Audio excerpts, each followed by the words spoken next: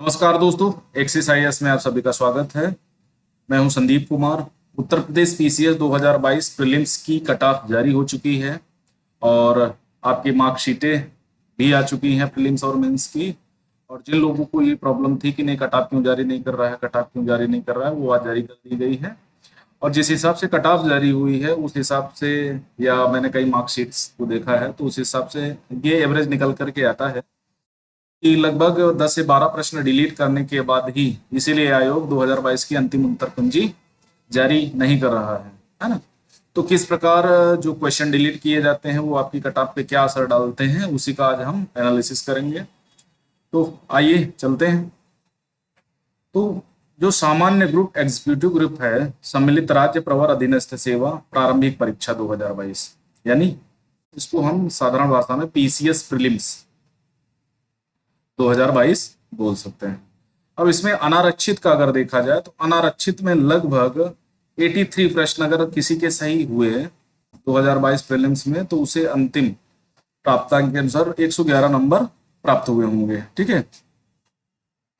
उसी प्रकार अनुसूचित, उत्तर प्रदेश की अनुसूचित जाति यानी एससी कैटेगरी में 99 अंक, उसी हिसाब से प्रश्न को घटा लीजिए, लगभग 12 अंक कम हो रहे हैं। ठीक है। तो वो 8 क्वेश्चन को घटा दीजिए। उत्तर प्रदेश की अनुसूचित जनजाति 91, इसमें 12 और 8 18 क्वेश्चन के आसपास, लगभग 20 क्वेश्चन के आसपास, तो 12 क्वेश्चन इधर घटा दीजिए। ओबीसी का अगर कट ऑफ देखा जाए तो प्रीलिम्स और मेंस में भी ज्यादा है, 114 नंबर है। अब देखो जनरल का कितना गया, 111 नंबर, ओबीसी का 114 नंबर गया। देखो कट ऑफ बनता कैसे। मान लिया आपके ग्रुप से 50 लोग एग्जाम देने वाले हैं। ठीक है। मान लिया ओबीसी के 50 लोग एग्जाम देने वाले हैं और उनमें सिलेक्शन 10 लोगों का करना है। ठीक है। तो इन 50 में से जिसके सर्वाधिक नंबर होंगे उसे नंबर 1 पे रख दिया जाएगा। जो कि सिलेक्शन 10 लोगों का करना है, जो 10वें नंबर पर, इस रैंक के हिसाब से जिसके नंबर होंगे उसको 10वें नंबर पर सिलेक्ट कर दिया जाएगा। तो कट ऑफ जनरल का कम है, ओबीसी का ज्यादा है, तो उसका अंतर सिर्फ इतना हो सकता है कि ओबीसी में जो मैक्सिमम क्वेश्चन जिसने सही करे होंगे उसके हिसाब से, लगभग जिसके 85 क्वेश्चन सही हो रहे होंगे ओबीसी के हिसाब से, तो उसके 114 नंबर बने और उनके हिसाब से उनको आरक्षित कैटेगरी में रखा गया, क्योंकि हो सकता है उनकी एज कंप्लीट हो गई हो, है ना। और रिजर्वेशन की एज में, क्योंकि आपको यहाँ पर रिजर्वेशन जो दिया जाएगा वो एक ही बार दिया जाएगा, चाहे प्रीलिम्स में ले लो, मेंस में ले लो या फाइनल में ले लो। ठीक है। या फिर आप क्या कर सकते हो, एज में अगर रिलैक्सेशन चाहते हो तो वो ऐसे हो सकता है। ठीक है। तो ये सारी चीजें होती हैं। और उसके बाद ईडब्ल्यूएस का देखा जाए तो उसका भी लगभग 114 नंबर बन रहा है। तो देखो अब चीजें आपकी ये समझ में आ रही होंगी कि नहीं, जनरल की जो कैटेगरी है ना, और ईडब्ल्यूएस में है तो कहाँ क्या बेनिफिट है। बहुत सारे लोग ऐसे हैं जो क्या करते हैं कि जबरदस्ती अपना प्रमाण पत्र बनवा लेते हैं किसी तरह। ठीक है। और फिर जब मेरिट में उनका नहीं हो पाता, जनरल से भी कम नंबर आते हैं, तो उनको अफसोस होता होगा कि यार अगर नहीं बनवाए होते तो ज्यादा बेहतर था। आई बात समझ में। तो देख सकते हैं आप, एससी कैटेगरी की 99 नंबर गई है। ठीक है। लगभग ये मान के चलिए 8 क्वेश्चन कम कर दीजिए 83 में, ये मान के चलिए 76 क्वेश्चन अगर किसी के सही हो रहे हैं तो उसके आराम से इतने बन जाएंगे। सही हो रहे हैं, निगेटिव मार्किंग को हटा करके 76 क्वेश्चन सही हो रहे हैं। अनुसूचित जनजाति में 8 नंबर एससी से कम गई है। ठीक है। अन्य पिछड़ा वर्ग जनरल कैटेगरी से 114 नंबर, यानी 3 नंबर प्लस गई है। उसी तरह ईडब्ल्यूएस की 114 नंबर प्लस 3 नंबर गई है जनरल कैटेगरी से। उत्तर प्रदेश के डीएफएफ 109 नंबर गई है। ठीक है। जनरल कैटेगरी से ये क्या हुई है, -2 गई है। उसके बाद समाज के पीएच यानी पर्सनल हैंडीकैप जो होते हैं, एलबी में 80 प्राप्तांक गई है। OA, OL, LC, HBC, LB, DW और एएबी की 107 नंबर गई है। ठीक है। पीडीएच 0.91 सॉरी 091 नंबर गई है। उत्तर प्रदेश की एक्स आर्मी के लिए जो रिलैक्सेशन मिलता है वो 93 नंबर गई है। महिला, सभी ग्रुप की महिलाओं की जो गई है, देखो 109 नंबर गई है। ठीक है, 109 नंबर का मतलब 82 क्वेश्चन, 82 के आसपास उसके क्वेश्चन सही हो रहे हैं तो आराम से वो क्लियर कर जाएंगे। उत्तर प्रदेश के कुशल खिलाड़ी 84, जो स्पोर्ट, ठीक है, उनके अनुसार इतना गई है। वरिष्ठ प्रवक्ता डाइट की अगर देखें, डाइट जानते हो, जो डीएलएड वगैरह बीटीसी वगैरह कराते हैं, अनारक्षित 118 नंबर गई है। अनुसूचित जाति 103 नंबर गई है। उसके बाद ओबीसी की 117 नंबर, एक नंबर कम। महिला की भी 117 नंबर। व्यवस्थापक या व्यवस्थाधिकारी की देखा जाए, अनारक्षित 81, अनुसूचित जनजाति 0.70, अन्य पिछड़ा वर्ग 80। ठीक है, जनरल ओबीसी में विशेष अंतर नहीं आता, एक आधे नंबर का घट बढ़ सकता है। ईडब्ल्यूएस में 82, देखो जनरल से आगे निकल गई। एक्स आर्मी के लिए सीटें नहीं थी। महिला अनारक्षित ओबीसी की 80 गई है, एससी और एसटी महिला के लिए 72 गई है। उसी तरह का श्रम प्रवर्तन अधिकारी, अनुसूचित जनजाति के लिए 71, अन्य पिछड़ा वर्ग 117, महिला 114, जनरल की सीटें नहीं थी। प्राविधिक भू सहायक या भूभौतिकी के लिए अनारक्षित 110, उत्तर प्रदेश के अन्य पिछड़ा वर्ग 108। ठीक है, अब देखो ऊपर आते हैं अपनी प्रीलिम्स। जो हमारा मेन डिस्कशन का मुद्दा है वो तो क्या है, प्रीलिम्स, क्योंकि सबको एसडीएम डीएसपी बनना है। ठीक है, तहसीलदार, नायब तहसीलदार बनना है, तो इसी को हम डिस्कस कर लेते हैं। जो लोग प्रीलिम्स की तैयारी कर रहे हैं अगले साल के लिए, 2024 के लिए, तो उनको क्या करना है, किन सेगमेंट पे ज़्यादा फोकस करना है, किस हिसाब से काम करना है, और कहाँ पर कितना एनर्जी लगानी है, जिससे आराम से आपका क्लियर हो जाए। देखो, अगर रैंक के हिसाब से बात करें, ठीक है, तो कहाँ पर आपको कितना एफर्ट्स आप लगा सकते हैं वो आप पर डिपेंड करता है। जैसे आप जनरल कैटेगरी में हैं, ठीक है, तो जनरल कैटेगरी में अगर हम पिछले कई सालों से देखें, ठीक है, मान लिया 2017 के आसपास कितनी मेरिट गई थी, 128 अंक गए थे, 128, लगभग 96 प्रश्न अगर सही हो रहे थे तो 2017 में 128, उसके बाद फिर 126, 2 अंक घटी। ठीक है, जनरल की बात कर रहा हूं मैं। ठीक है, 150 प्रश्नों में इतने सही होने चाहिए और इतने अंक आने चाहिए। उसके बाद 2019 में 88 प्रश्न सही गई। ठीक है, लगभग 117 अंक के आसपास। फिर अगर 2018 में 19 की हो गई, 20 की में देखें तो लगभग 83 प्रश्न सही हुए, 110। फिर थोड़ा बढ़ी, 2021 में 115 अंक गई। ठीक है, लगभग 86 प्रश्न। और 2022 में 111 प्रश्न अगर सही हो रहे हैं, 111 प्राप्तांक अगर प्राप्त हो रहा है, तो इसके लिए आपको 83 क्वेश्चन करने पड़ेंगे सही। देखो, अब अगर देखा जाए तो 128 गई थी 2017 में, यानी काफी अंतर आया है, 128 और 111। ठीक है, जमीन आसमान का अंतर है। 9 इधर हो गए, 8 उधर हो गए, 9 8 17, यानी प्राप्तांक के हिस्से में 17 अंक कम है 2017 के हिसाब से। ओके, और प्रश्नों के स्तर पर देखा जाए तो यहाँ 96 और यहाँ 83 क्वेश्चन सही करने हैं। तो इसका मतलब क्या हुआ कि लगभग आपको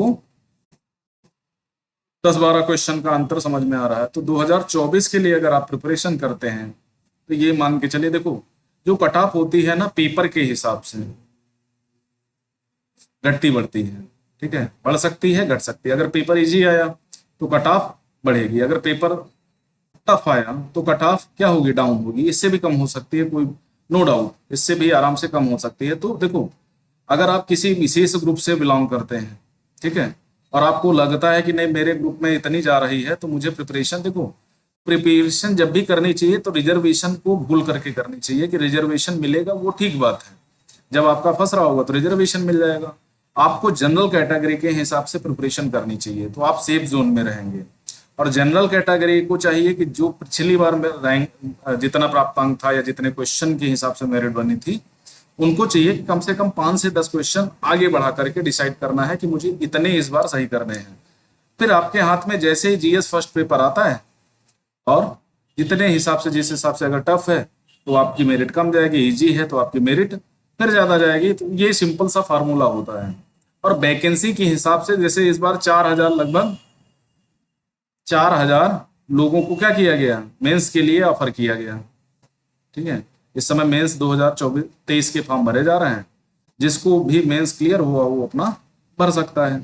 ठीक है, 4000 लोगों ने मेंस क्लियर किया, लगभग 265 वैकेंसी, ठीक है, आयोग की तरफ से उनकी आई थी, है ना, इतने पास किया। तो अब क्या करना है, 265 वैकेंसीज के लिए 4000 लोग, अब इनमें से जो भी बेहतर होगा, लगभग कितने, लगभग 800 के आसपास इंटरव्यू के लिए कॉल आएगा, ठीक है। इन 800 में 265 लोगों को जो सबसे बेहतर होंगे उनका चुना जाएगा। तो मेरिट आधा नंबर से भी कम हो सकती है, ज्यादा भी हो सकती है, सिंपल सा फार्मूला। प्रीलिम्स में सबसे बड़ा दिक्कत स्टूडेंट के लिए जो आता है वो जानते हो क्या आता है, क्वेश्चन को डिलीट करना। जिस हिसाब से अगर 2022 की कट ऑफ जारी की गई है ना, उस हिसाब से ऐसा लगता है कि लगभग 10 से 12 क्वेश्चन को क्या किया गया होगा, 10 से 12 क्वेश्चन को आराम से डिलीट किया गया होगा। क्योंकि देखो, अगर किसी ने 75 क्वेश्चन किए हैं, मान लिया अगर कोई व्यक्ति है 75 क्वेश्चन करता है, तो 75 के हिसाब से उसे 100 नंबर मिलने चाहिए, ठीक है। तो बहुत सारे लोगों से बात करने के पश्चात ये पता लगा कि नहीं, मेरे लगभग 80 से 90 के बीच में क्वेश्चन सही थे, तब मैं प्री क्लियर कर पाया, ठीक है। तो ये जब 83 क्वेश्चन पे ही सही हो रहा है, तो इसका मतलब उसके 83 के ऊपर ही सही लगे होंगे, तभी वो प्रीलिम्स क्लियर कर पाया, है ना। तो जिस हिसाब से अनुमान लगाया गया, तो उस हिसाब से ये माना जाता है कि लगभग 10 से 15 क्वेश्चन आयोग ने क्या किए होंगे, डिलीट किए होंगे, ठीक है। तो नेक्स्ट टाइम ये याद रखना कि उन क्वेश्चन पे ज्यादा एफर्ट नहीं लगाना जो गलत कैटेगरी के हैं, जिनको आयोग हो सकता है आगे चल के निकाल दे। और देखो, ये यूपीपीएससी की प्रॉब्लम है, ठीक है। पिछली बार क्या किया था, 80 लोगों को बाहर किया था, इस बार लगभग 100 लोगों को बाहर किया है, ठीक है। और ये सभी लोग क्या हैं, ऐसे काम में लगे थे जो संवेदनशील था। अब संवेदनशील काम ऐसा थोड़ी शादी करा रहे थे, वहां संवेदनशील का मतलब पेपर को ही डिस्कस कर रहे होंगे, पेपर को ही या तो कॉपियां चेक करने में लगे होंगे, या फिर पेपर बना रहे होंगे एग्जाम के लिए, चाहे पीसीएस का हो या अन्य कोई एग्जाम हो, ऐसा ही कुछ कर रहे होंगे, तभी उनको क्या किया गया, इस काम से विरत कर दिया गया, निकाल दिया गया। तो आप याद रखना कि अगर आपको एसडीएम बनना है, ठीक है, एसडीएम बनना है, तो इसका मतलब आपको प्रीलिम्स के लिए लगभग 90 क्वेश्चन क्या करने हैं, सही करने हैं, ठीक है। और 100 भी कर लेते हैं तो आपके लिए ज्यादा बेस्ट है, ठीक है। तो 90 से 100 के बीच में आप एवरेज बना के चलना। अगर 2024 की प्रिपरेशन करना है, तो ये मान के चलिए आपको कम से कम 5 टॉपिक, जैसे हिस्ट्री, पॉलिटी, जियोग्राफी, इको और साइंस, ठीक है।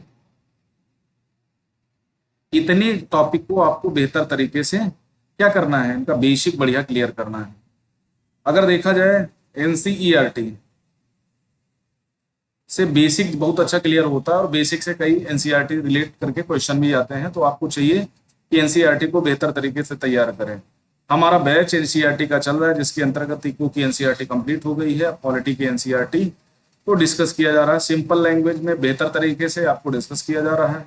आप जाकर के वहां देख सकते हैं। अगर आपको वीडियोज अच्छे लगते हैं, ठीक है, तो उन्हें लाइक करें, चैनल को ज़्यादा से ज़्यादा लोगों में शेयर करें, और जो भी लोग प्रिपरेशन कर रहे हो, जिनकी जो भी प्रॉब्लम है ना, तो वो डिस्कस कर सकते हैं। देखो, बहुत सारे लोग ऐसे होंगे जिनके कट ऑफ के लगभग 1-2 नंबर आगे पीछे हुआ है, बहुत सारे ऐसे स्टूडेंट भी हैं जिनका शीशेट, ठीक है, नहीं हो पाया है ना, 1-2 नंबर से, 1 या 2 नंबर से बाहर हो गए हैं। तो नेक्स्ट ईयर आपको थोड़ा सा ये ध्यान रखना है कि आपको किन सेगमेंट को छोड़ना है, किन सेगमेंट के क्वेश्चन आपको क्लियर करने हैं, ठीक है। कभी कभी ऐसा हो जाता है ना कि हम गलत क्वेश्चन की वजह से नहीं, सही क्वेश्चन जो हमको करना था उसकी वजह से हम बाहर हो गए।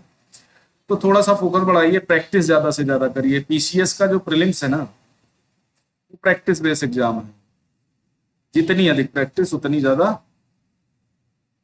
Benefit, okay. तो वो करना है आपको 2024 के लिए, अगर आपको प्रिपरेशन करनी है। थोड़ा प्रॉब्लम हो रही है आज, नेटवर्क इश्यूज है ना, तो वो सारी चीजें आपको करना है। और बेस्ट ऑफ लक, जो लोग फेल हो गए हैं या जिनका कट ऑफ से 1-2 नंबर कम है, तो निराश हताश होने की जरूरत नहीं है, ठीक है। आप नेक्स्ट ईयर के लिए प्रिपरेशन करें, एज 40 ईयर्स है, और जहां पर जो भी दिक्कतें आती हैं वो लोग हम डिस्कस करेंगे, और हमारी क्लासेस चल रही हैं उनको अप्रिशिएट करिए, ज़्यादा से ज़्यादा लोग देखिए, जहाँ पर समझ में नहीं आता हमें कमेंट करके बताइए। ये आपका अपना चैनल है, आप इसको जिस प्रकार यूज करना चाहें यूज कर सकते हैं। ओके, तो आज के लिए इतना ही। Thank you very much.